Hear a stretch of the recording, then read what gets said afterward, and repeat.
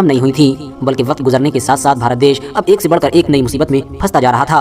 आज़ादी के साथ ही सबसे पहले तो देश का बंटवारा हुआ, उसके बाद गांधी जी की हत्या कर दी गई। इतना ही नहीं, एक के बाद एक लगातार इंडिया को बड़ी बड़ी खतरनाक जंगों का सामना भी करना पड़ा। अब वो चाहे पाकिस्तान से जंगें हों या फिर 1962 में होने वाली। अस्सलाम वालेकुम वरहमतुल्लाहि वबरकातुहू। उम्मीद है आप लोग सब खैरियत से होंगे। मैं भी अल्हम्दुलिल्लाह अल्लाह का लाख लाख शुक्र है, ऐसा खैरियत से हूँ। और इंशाअल्लाह जिस वीडियो पे रिएक्शन देने आ रहे हैं, RH नेटवर्क चैनल का नाम है। इनके चैनल का लिंक मैं डिस्क्रिप्शन बॉक्स में दे दूँगा। आप लोगों ने चैनल सब्सक्राइब करिएगा और मेरी वीडियो को एंड तक देखिएगा। दोस्तों, आज की वीडियो बड़ी इंपॉर्टेंट है, बहुत बेहतरीन वीडियो है। एक ऐसे शख्स के बारे में आज की वीडियो है जिसकी इंडिया तो इंडिया पूरी दुनिया में उसका नाम था। हाँ दोस्तों, एक ऐसे वैज्ञानिक जिनका नाम है APJ अब्दुल कलाम। हाँ दोस्तों, बहुत बेहतरीन वीडियो ये, और उन्हीं के बारे में आज हम जानने की कोशिश करेंगे कि उन्होंने किस तरह से अब उनकी पैदाइश से लेके उनकी वफ़ात तक के, यानी कि उनका इंतकाल जब हुआ तब तक ये वीडियो मुकम्मल है।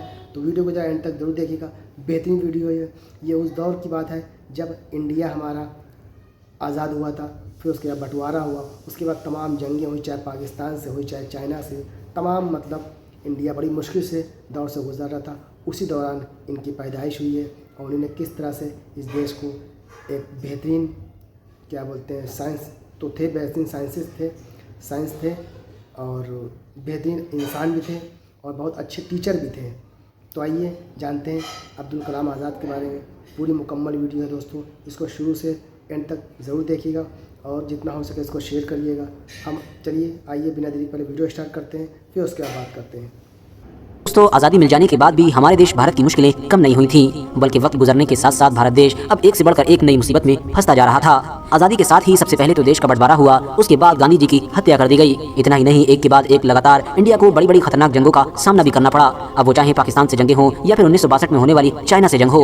और जाहिर है, एक जंग तो जंग ही होती है जो अच्छे खासे देश को भी कई साल पीछे ले जाकर फेंक देती है। इसके अलावा देश में पॉलिटिकल डिस्टर्बेंस भी बढ़ती जा रही थी। देश के वो सारे बड़े नेता कि जिन्होंने आज़ादी में एक अहम किरदार अदा किया था या फिर देश के लिए और भी बहुत कुछ किया था, वो एक करके हमारी इस दुनिया को छोड़कर जा रहे थे। तो ऐसे हालात में हमारा देश एक अंधेरे में खड़ा हुआ था और कोई भी नहीं जानता था कि आखिर डूबते हुए भारत का फ्यूचर क्या होने वाला है। मगर ऐसे ही मुश्किल भरे हालात में बैकग्राउंड में एक ऐसा बच्चा जन्म लेकर परवरिश पा चुका था कि जिसके हाथों की लकीरों पर भारत के फ्यूचर को लिख दिया गया था, यानी जो भारत की पूरी किस्मत को हमेशा हमेशा के लिए बदल देने वाला था और जो भारत के लिए वो सब कुछ कर देने वाला था कि जिसका करना तो दूर, बल्कि जिसके करने के बारे में भी कोई आम इंसान सोच भी नहीं सकता था। हाँ दोस्तों, आप लोग बिल्कुल सही सोच रहे हैं, और ये इंसान कोई और नहीं बल्कि भारत के इतिहास के सबसे मशहूर वैज्ञानिक और मिसाइल मैन ऑफ इंडिया यानी कि सर APJ अब्दुल कलाम थे। वही अब्दुल कलाम कि जिनको आजाद भारत के इतिहास के सबसे मशहूर राष्ट्रपति के तौर पर भी याद किया जाता है। वैसे तो आमतौर पर ये माना जाता है कि APJ अब्दुल कलाम की पूरी जिंदगी को एक वीडियो में कवर करना मुमकिन ही नहीं है, लेकिन फिर भी मैंने आज की अपनी इस वीडियो में आप लोगों के सामने उनकी जिंदगी के कुछ खास पहलुओं पर रोशनी डालने की कोशिश की है। APJ अब्दुल कलाम का जन्म 15 अक्टूबर 1931 को रामेश्वरम में एक मुस्लिम तमिल फैमिली में हुआ था। बात करें इनकी फैमिली की तो इनकी माँ आशिमा एक हाउस वाइफ थी, जबकि इनके फादर एक नाव चलाया करते थे, जिस नाव के जरिए से वो हिंदू तीर्थयात्रियों को पूरे रामेश्वरम शहर की सैर कराया करते थे। उनका घर तो छोटा था मगर फैमिली बड़ी थी। उनके घर में 4 भाई और एक बहन थी, जिसमें APJ अब्दुल कलाम का नंबर सबसे लास्ट था, यानी वो अपनी फैमिली में सबसे छोटे थे।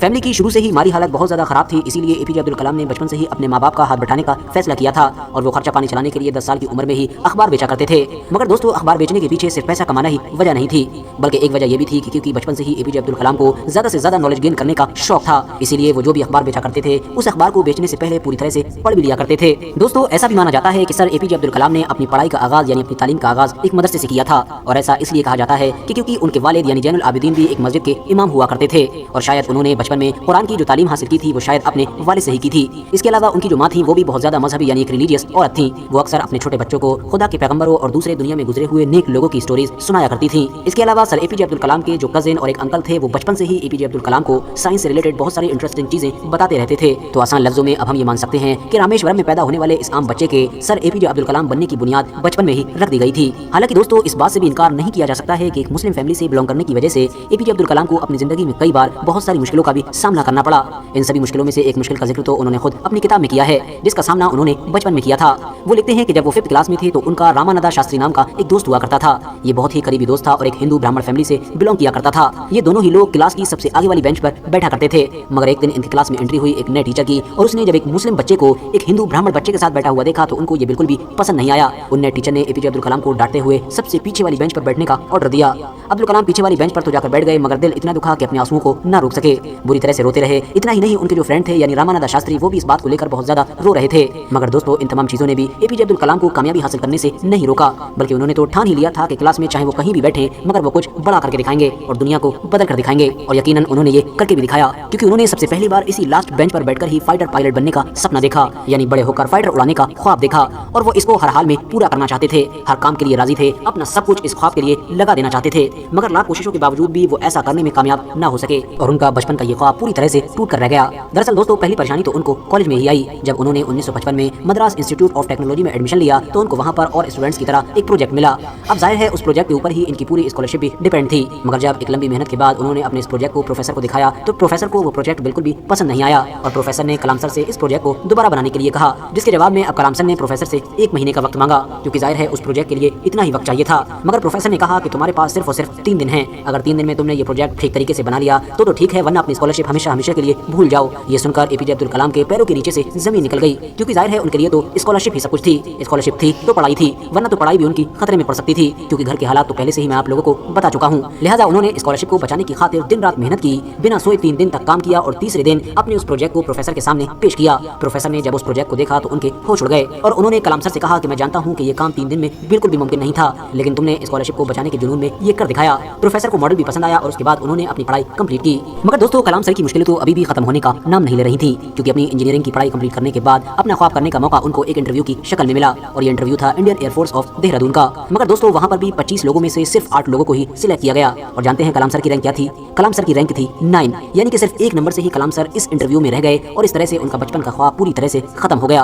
कलाम सर को अपने बचपन का सपना टूट जाने का गम तो बहुत था, मगर शायद वो नहीं जानते थे कि उनकी किस्मत में तो कुछ और ही लिखा जा चुका था और न चाहते हुए भी वो बड़ी तेजी के साथ उसी चीज की तरफ बढ़ते चले जा रहे थे कि जिस चीज के लिए उनको आगे जाकर मशहूर होना था। जब एपीजे अब्दुल कलाम को इंडियन एयरफोर्स में कामयाबी न मिली तो आखिरकार 1958 में उन्होंने DRDO यानी defence research and development organisation को ज्वाइन कर लिया, यानी कि वो डिफेंस फील्ड में चले गए। और इस फील्ड में जाने के कुछ सालों के बाद ही उनको विक्रम साराभाई जैसे इंसान के साथ काम करने का मौका मिला और यहाँ पर उनको पहला मिशन मिला और उनका पहला मिशन था इंडिया के पहले रॉकेट की उड़ान भरना। वैसे तो इंडिया का ये पहला रॉकेट केरला के एक खुम्बा गांव से लॉन्च होना था, मगर जाहिर है ये वो दौर था कि जब इंडिया देश बहुत सारे क्राइसिस से गुजर रहा था। हालात ऐसे थे कि गवर्नमेंट इन वैज्ञानिकों को फंडिंग तक नहीं कर रही थी, जिसकी वजह से ना तो वहाँ पर कोई वर्कशॉप थी, ना ही कोई ऑफिस था, ना ही कोई लैब फैसिलिटीज थी और ना ही इस तरह की कोई और चीजें थी, जिसकी वजह से अब सबसे बड़ा चैलेंज तो यही था कि आखिर वहाँ पर जाकर काम कैसे किया जाए। तो अब इसका सोल्यूशन ये निकाला कि सर एपीजे अब्दुल कलाम ने वहाँ के एक पुराने चर्च को वर्कशॉप बना लिया, जबकि जो वहाँ के फादर थे उनके घर को अपना ऑफिस बना लिया। बड़ी मुश्किलों और परेशानियों के बाद कलाम सर ने रॉकेट तो बना लिया, मगर परेशानी ये भी थी कि आखिर अब इस रॉकेट को लॉन्च पैड तक पहुंचाया कैसे जाए, क्योंकि ये वो दौर था कि जब इनके पास पहुंचाने तक का कोई साधन मौजूद नहीं था, जिसकी वजह से रॉकेट के सारे पार्ट्स को एक एक करके साइकिल और बैलगाड़ियों की मदद से लॉन्च पैड तक पहुंचाया गया था, जो यकीनन सुनने में भी बहुत ज्यादा अजीब लगता है।